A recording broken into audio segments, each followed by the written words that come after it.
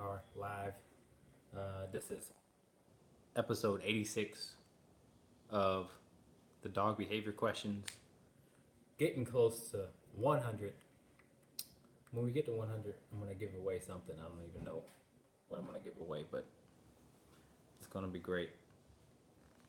So we are here. This is what we do here is answer any questions you may have about your dog.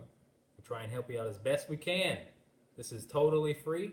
Ask as many questions as you like. We are live on YouTube and Facebook. We just want to try and help you out as best we can, interacting this way. We do this every Thursday, 6 p.m. Central Standard Time, and we just want to make sure we give this free content out. And when you ask a question, if you're hesitant on asking, go ahead and ask, because it's going to help other people that have similar problems. Okay, so dogs are only so complex. Yes, they are individual, and yes, they may be special to you, but at the same time, they're only so complex. So what you're going through, other people may be going through. So don't be shy. Ask questions, and let's see if I can give you some valuable advice. I'll try my best. All right, let's start with some questions. We're going to go ahead and head over to Instagram and check out those questions. All right, first question is, how do you start working with a dog that defends its own toys at the dog park in an almost aggressive manner when other pups want to play?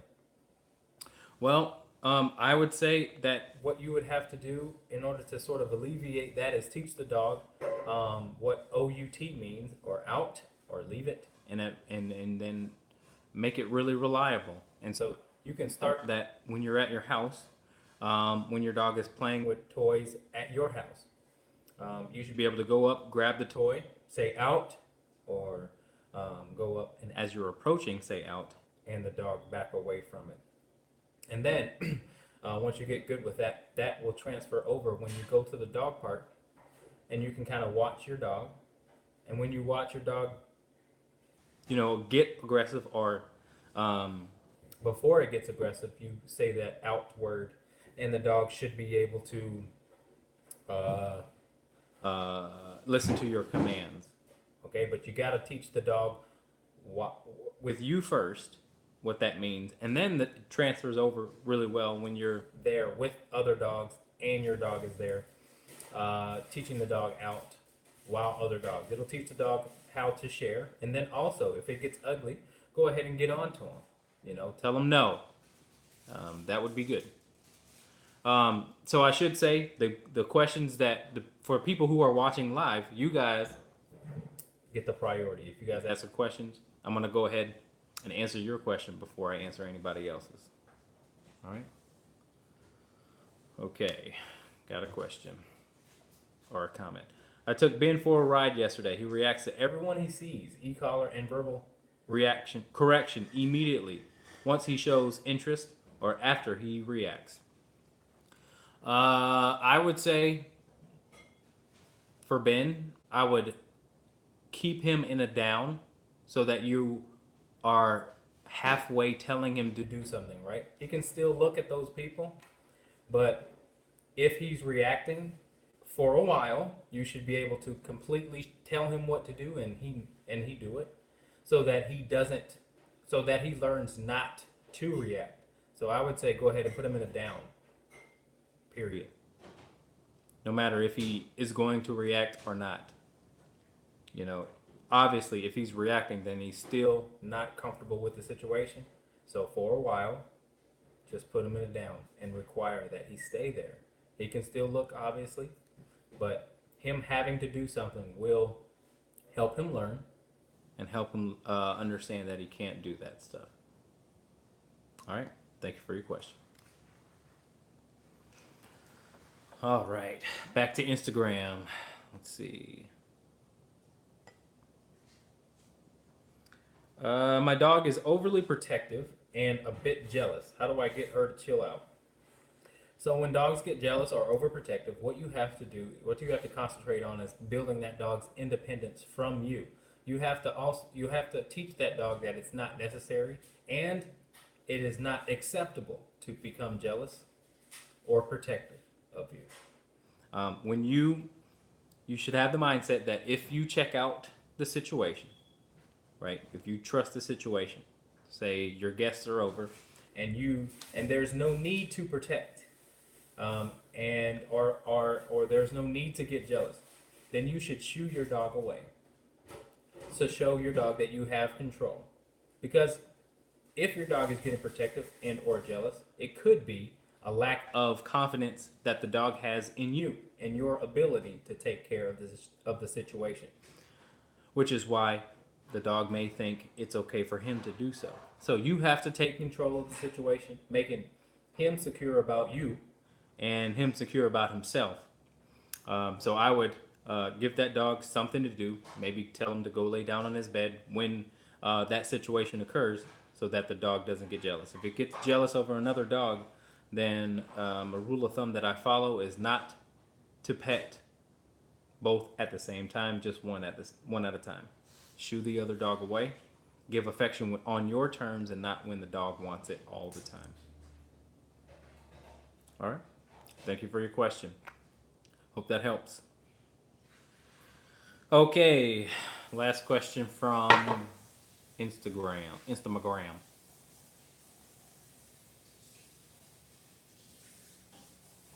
My dog.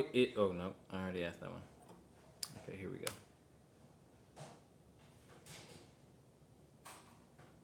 Okay, my dog is pokey when he's outside going to the bathroom. Well, he's always pokey. How do I get him to come inside faster? I would say watch him more. If you see him go to the bathroom, then you can stand at the door, say his name, and then say come. And if he doesn't do it, and you clearly knew that he heard you, then you gotta go get him. That's the simplest way, but sort of the hardest way to get your dog to realize that he's gotta come. And you can get a little, fussy with him on your way there. Kind of like, I told you to come, you come when I tell you to come, sort of thing. So, but he's got to know you're going to go get him. Period. Okay, so if you say come 3 or 4 or 5 times and you just stand there at the door, well, then he has the option to not come. But, hi, Mom. My mom's watching. But if he knows that you're just gonna come and get him after you have to repeat yourself, he will come. Okay, so, but you gotta go get him. Stay consistent with that. I'm gonna answer those questions on Instagram live after the show, just to make sure everyone can see the questions being answered. So, okay, I had a question in a message that has something to do with a lot of people have concern of, which is my dog, when it's out of its environment, out of its territory, doesn't exhibit the same behaviors when it's in its territory, in its own environment. And they often think that I should be there or in their environment in order to help that situation. But I'm gonna go ahead and tell you that that's not the case. Okay, I really shy trainers away or tell them not to go to territorial aggressive dogs' houses for their safety.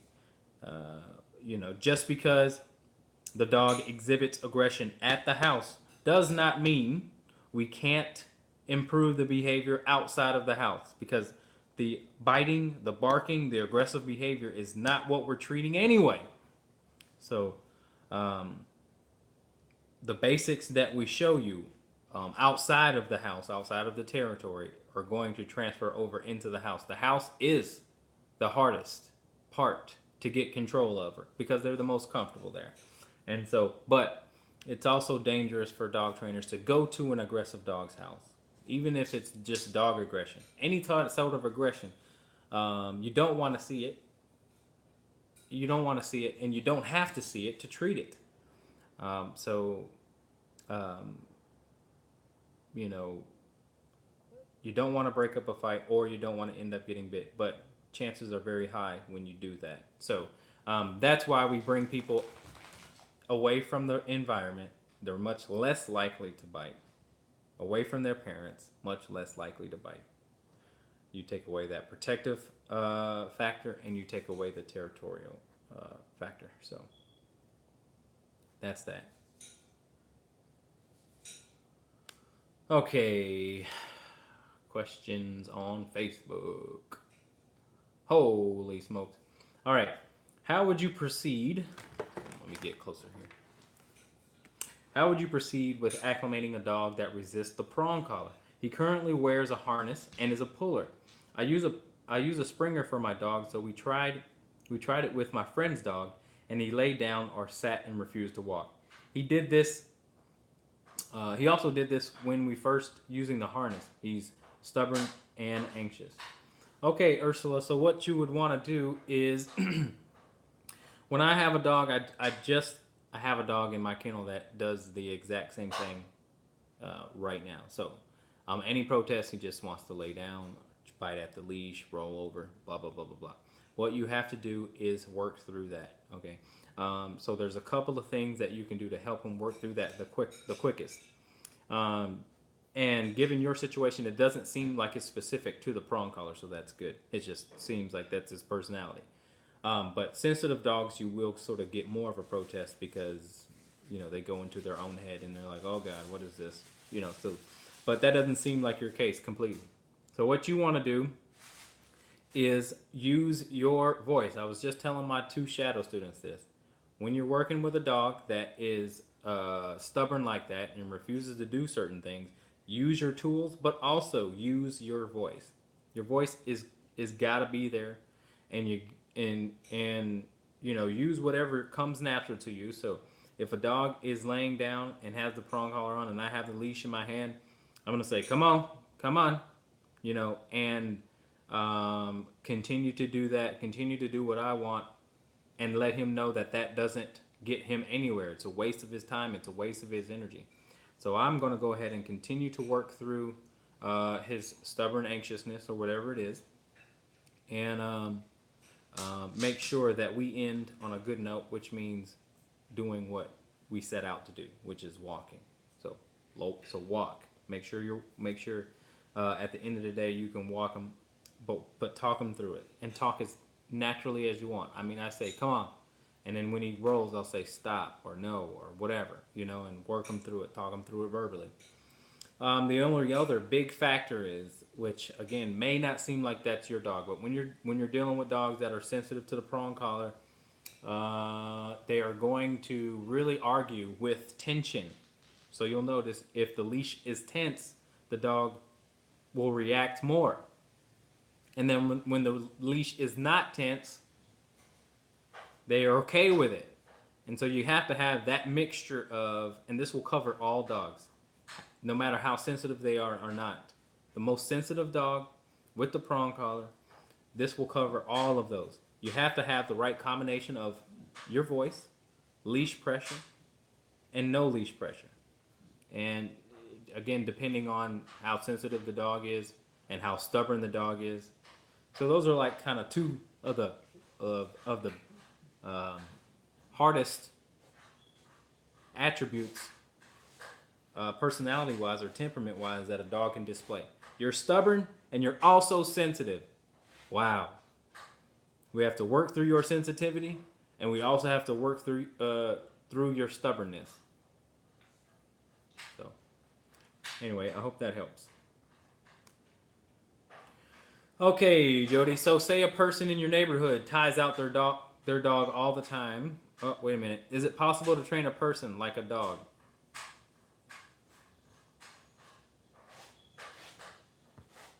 I don't know what you mean by that. You gotta give me more than that, man.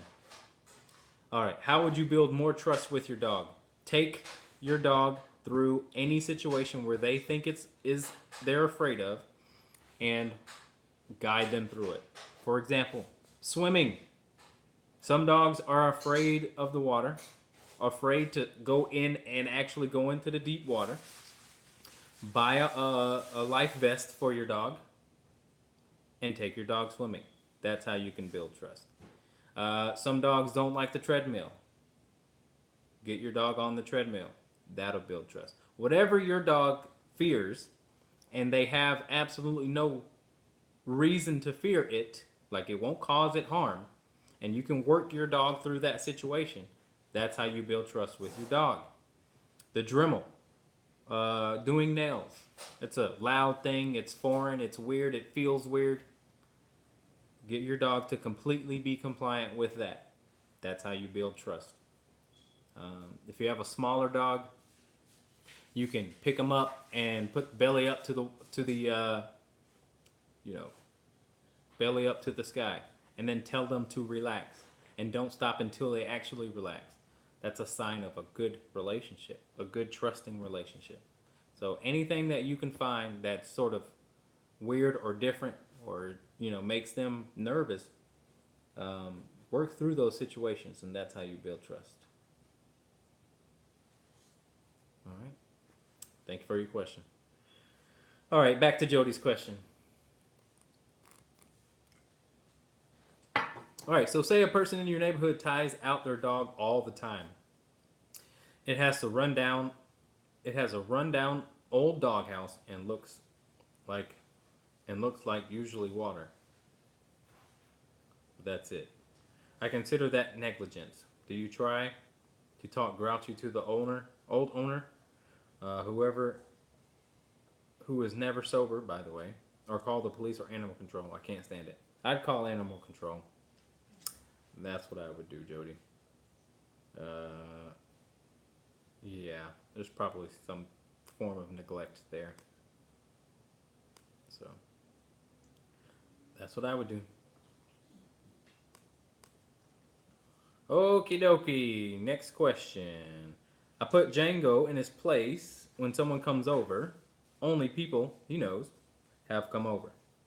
At what point can I let him out of place to greet the people? I would say when he is completely indifferent to those people being there, completely relaxed in that situation, not nervous at all. You want to make sure the people can maybe move around, people can make sounds, people can get excited, people can all the things that may provoke Django becoming nervous. You want to make sure you're there for control, because if you move forward too fast and say, all right, now he's calm, let's move on, and then somebody gets up, which makes a lot of dogs nervous, or somebody makes a loud noise or whatever it is, and you're not there for him, then you're going to take a step back. So again, I would be patient with that. Let him just totally be indifferent to many situations that your guests can present, and then maybe let him greet for a while, and then put him back. But if you want the most success, then don't underestimate how long you should have control, because he was quite nervous. He was pretty dang nervous when he was here. So I would definitely take a month or two of the same sort of protocol with him. All right. Hope all is well. Thanks for asking your question, and let me know if you need any more help. Hi, Amanda. Tips for getting dogs to be calm when people come over. The excitement level for both Boxer and Golden is out of control when people come over. So just like everyone, I tell you have to give both of the dogs something to do. And you may have to work with one dog at a time, which means you may have to put one dog up somewhere, right? And work with one dog at a time. But I would start by, if they have beds in the house, I would show them that they have to go lay down on the bed. And how you do that is, putting a leash on them and showing them that they have to go there. When you say go to your bed, they should actually do that, and continue to work that. Um, yeah, that's fine. That's good. That's good. That's good. That's a good first step. So when if they're in the crate when people come over and they are completely quiet, then you can maybe take one out on leash, because the more control you have in those first few excitable moments, the easier the transition is going to be as far as getting them to be very calm and listening to you. But again, you want to be able to build a relationship with your dogs to where when you say go to your bed, that they actually do that. It's going to help very much so when it comes to getting your dog under control when that doorbell rings, when people come over and whatnot. So it's really all about making them believe what you say and being consistent with what you say. But it starts with no strangers. You can get really good with no strangers while no strangers are there. Say you're eating, say you're watching television, say, maybe they're just maybe you're just getting annoyed with them. There's your chance to tell them to go lay down, go on their bed, and stuff like that. And the more that they have to do that, the easier it's going to be when guests come over that they actually do listen to you. But you may want to work one at a time, again, because when they're both together, they may feed off each other, and it may be more difficult to control both of them at the same time. All right. I also have a video on YouTube. If you don't know how to get to the dogs to go to their bed, I have a YouTube video on how to get that started. All right. Let me know how it goes. Thanks for your question. Danny says, "Hey Jay, Blue will sometimes growl when strangers approach her to say hi / pet her. She licks their hand and will growl again. What's the best way to correct her behavior / put her at ease?" Yep. So two things. You want to make sure she has the option to be touched or not. I always say that. Because many dogs may not feel that they do have the option on leash, especially on leash. Okay, and so they're growling to sort of let you know that they're nervous, let the person know that they're nervous, or just because they're nervous. So again, you have to sort of try and control the situation, allow the dog to go up to them, as opposed to just letting anyone and everyone pet the dog.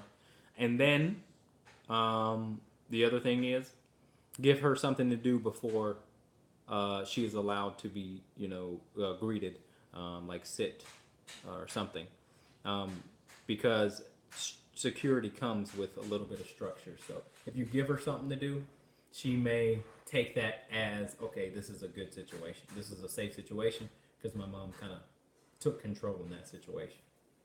That's so that's a couple things that may work for you. If you have any more trouble, private message me and we can give you some more tips. All right. Miss you guys. Okay. So Jackie says, we own a vacation resort with cottages on the water. Our guests love Gus, our yellow lab. He meets and greets everyone. His downfall is he loves retrieving rocks, balls, sticks, anything, and will not stop barking at the person till they throw something for him. This goes on for hours, all day long, until I get him and bring him in the house, which he looks like a sad toddler being made to come in from play. I've tried distracting him, ignoring him, rewarding him for not barking, and we are at a loss. Not all our guests are as tolerant as us lab lovers that get him. Would a bark collar be a solution? No, I would say if you're going to go that route, get an e-collar and just correct him for it. I would, so that you have sort of more control with it. I would definitely start with an electric collar instead of bark collar, because the bark collar is kind of, you want the correction to sort of come from you as opposed to, you know, the bark collar. Because when he barks for something other than that, you don't want him just to be corrected for that. So I would go ahead and do get the e-collar for that and tell him no, and or go tell him to go lay down while giving him a correction. All right, hope that helps. Hey, feel free to ask multiple questions. You guys are not subject to just one question. Ask as many questions as you like. Okay. All right. What? Done with this? Yeah. Okay, next question. When introducing two dogs, when one is sometimes aggressive, Decker, is it better for them to be both off leash or on leashes or off leash? I saw in the pack walk description it had said dogs should never meet on leash, but I'm not sure how to keep the other dog safe when Decker decides to try and bite him. We have previously been having both dogs on leash that we could pull Decker away if needed. So I would put him off leash, but meaning I wouldn't necessarily take the leash off, just drop the leash. And then what you can do is, I'll go through a little bit more of how to introduce dogs. Obviously, you want to be off of your territory. Go to a park or something like that. Okay, now, once you've gotten to the park, be on leash and keep the dogs separate for the first 5 minutes until the dogs sort of ignore each other. They're looking back, they're not looking at each other, they're not trying to get to each other. They're under your control. Okay? And then once they are sort of compliant with that, then you can drop the leash. All right? Drop the leash. And here's the most important part, is that you guys sort of stay about 15 feet away from each other, the humans, and you guys continue to walk. Don't stop walking. Have your e-collar ready. If Decker gets stiff, just say come and press the button. Okay? That's going to do it. That's going to make him be somewhat okay with that dog, but make sure that you have your level high enough to where it can actually make sure Decker can take a correction if he needs a correction. Take your doggy don't. Sometimes the doggy don't will stop a fight if that decides to happen. But use your tools, use your control, and everything should be fine if you guys continue to walk. Here's some more rules. Don't pet the dogs. Don't talk to the dogs. Just keep walking. And then when you're ready to go home, when you're ready to leash them up, you guys go walk away from each other. The humans walk away from each other, call dogs to you, then leash them up, and then you go home. Never meet dogs on leash. But that's how I would go do it. That's how I'd go about it. Knowing Decker, I think that'd be a good way. Let me know how it goes when you do so.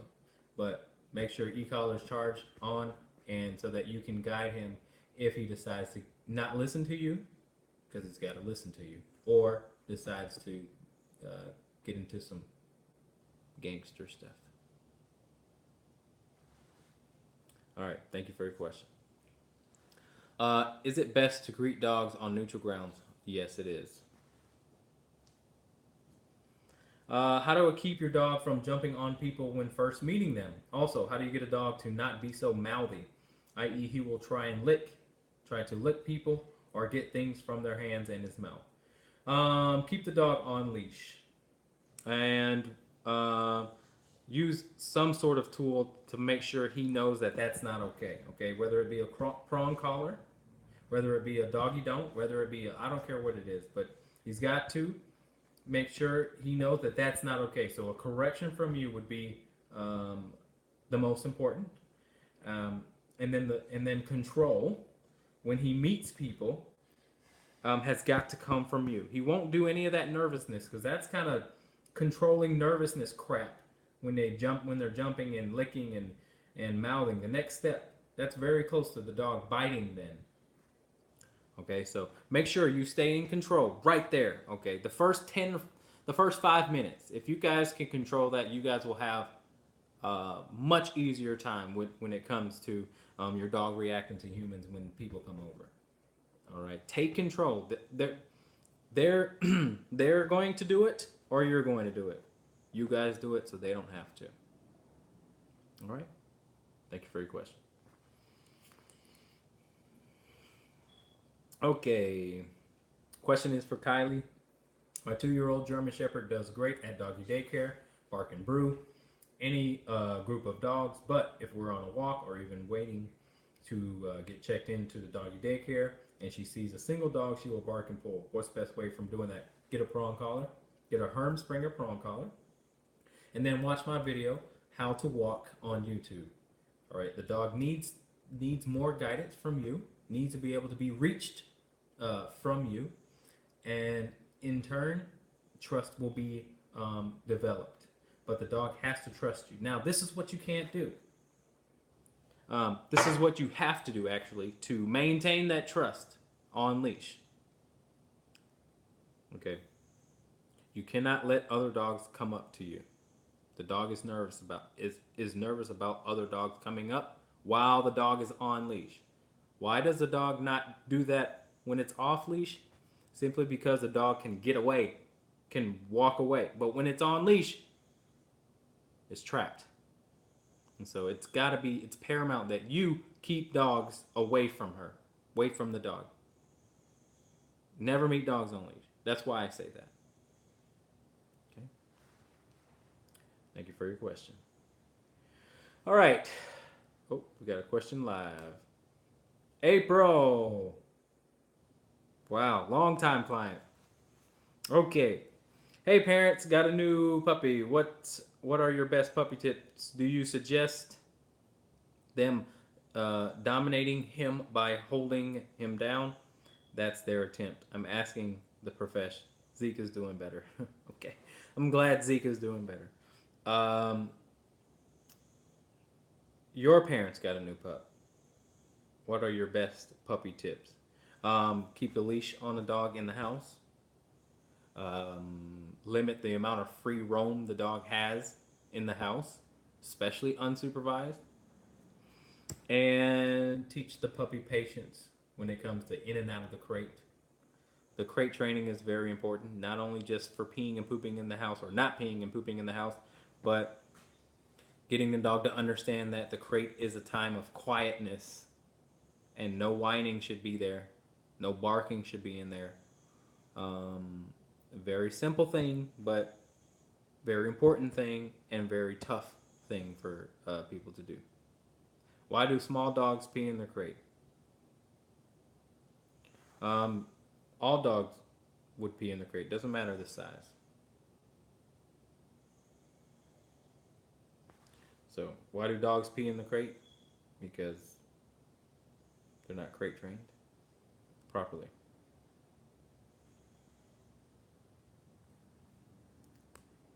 All right, April, I hope Zeke is doing well. He was one of my first clients way back in the day. Okay, Ashley Bradford asks, how do you socialize your dog with another dog properly? Tips, tricks, and know-hows. Doberman, 1-year-old Axel, male not fixed, miniature pinscher mix, rescue 5-year-old Bella. Never has really had any socialization other than old sister. So I kind of went through that protocol. I won't do it again. I will just say that the most important thing is that you guys can control both dogs.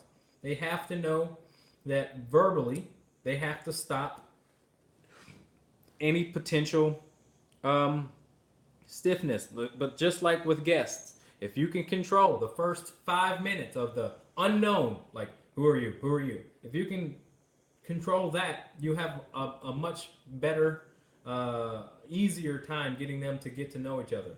Again, off leash or dragging the leash. You know what I'm saying? So that if they do fight, you can grab the leash and separate. But so keep the leash on, but drop it. That's what I mean. Long lines work really well. All right. Thanks for your question.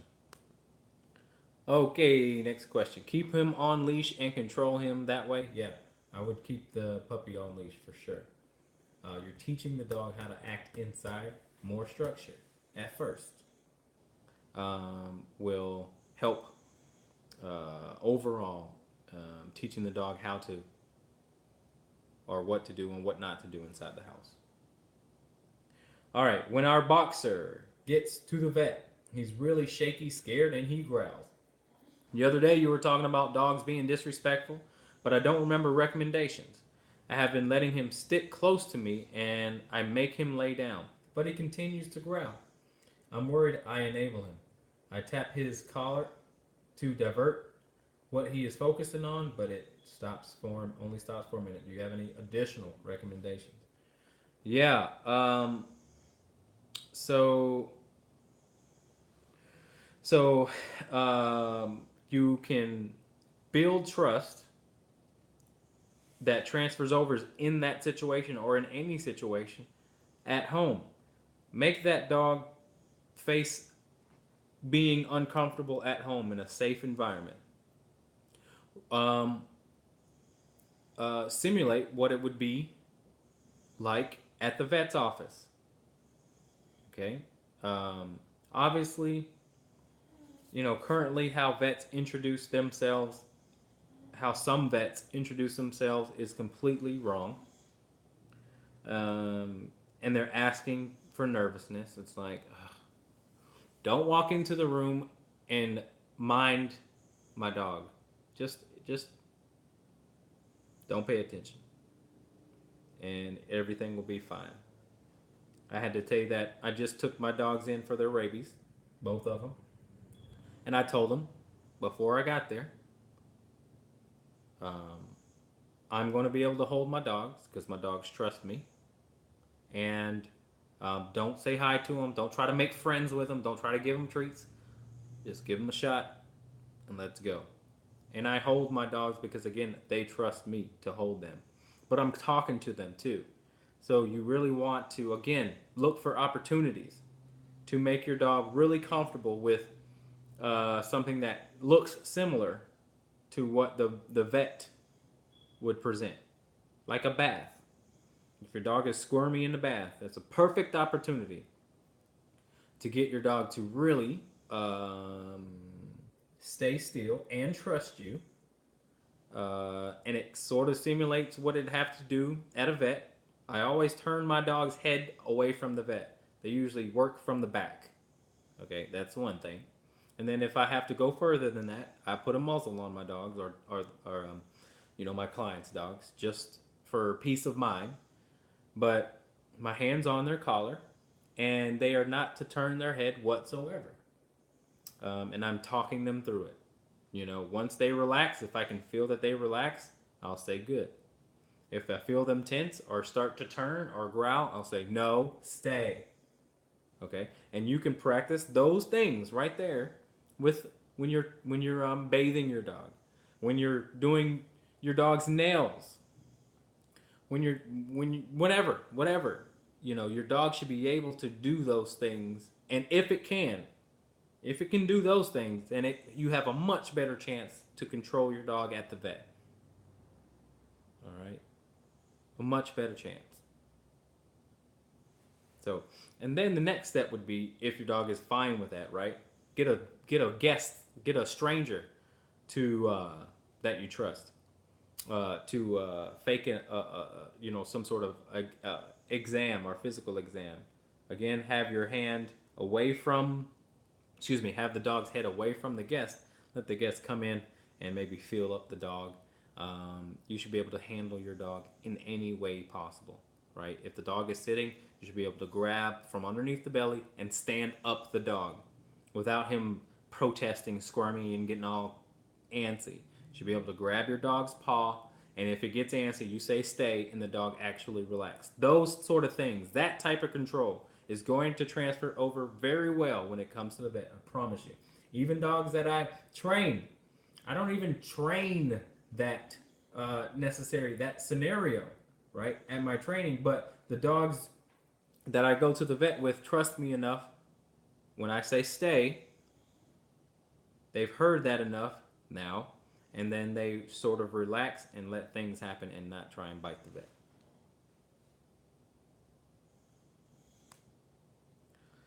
All right. Thank you for your question. Okay. Christina says, how do you stop a dog from walking into your legs, thus tripping you sometimes while on a walk? He is still learning to walk next to me and is doing pretty well. Will he eventually not run into me as he gains confidence, or is this something I have to train him to not walk into the sides of my legs? Great question, because I have a dog who's doing that. And the only thing that I will constantly sort of push him away with my leg, right? So I'll kind of, if I'm walking like this, right, and he's bumping into me, I'll kind of push my leg to the side when he decides to lean, and I'll just kind of push him, and I'll continue to do that throughout the whole walk. And I can even say, get off me. You know what I mean? So that's what I would do, and it seemed to work just one session of that with the dog that I'm training. So that's what I would do. Just you walk your path, and if he decides to bump into you, give him something forward back at him, so that he can respect your space and start to respect your space. How is Oakley doing with the new dogs? Oakley's doing fine with all dogs, any dogs. He's met probably a good 50 dogs since he's been here. He does good with all dogs. I'll get it on video for you. All right. Lewis says, my pit is kennel trained, but recently he's been moved to the living room, and for the last 3 days he goes number 2 in the kennel. My mom is tired of it and on her last straw, and I'm trying to keep him, but it's her house.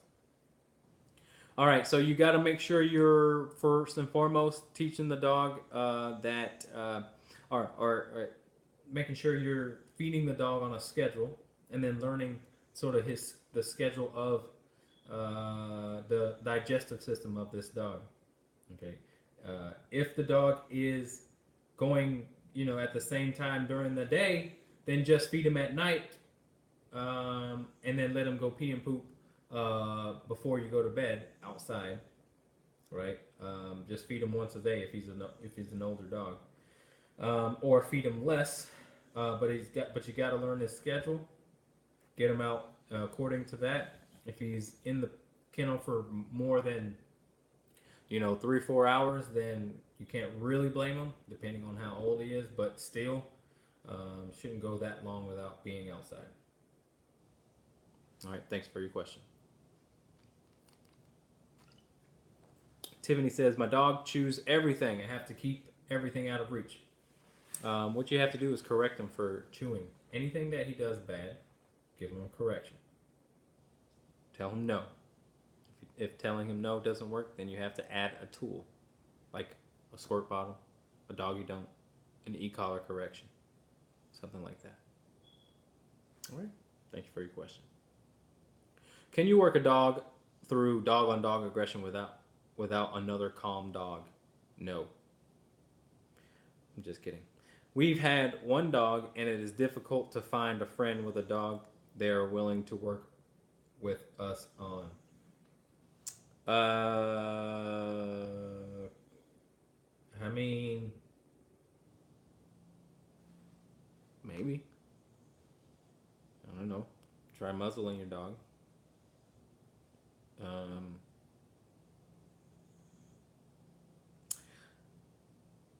What you have to do is have control of the other dog. They don't have to necessarily be totally calm, but they just can't be pushy butthole. That's just going to make things worse.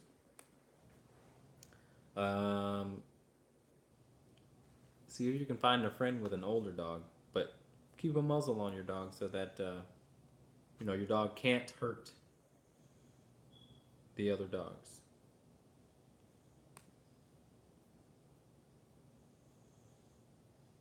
All right. Thank you for your question. All righty then. Let's see. Do I have any more live questions that I missed?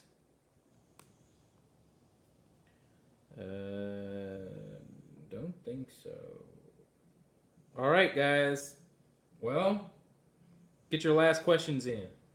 Otherwise, I'm going to head her. I thank you guys for watching. We'll be here next Thursday. Thank you for all your questions. And Give me a thumbs up if you liked it. I appreciate you watching. Hope you got something out of it. But for now, cheers.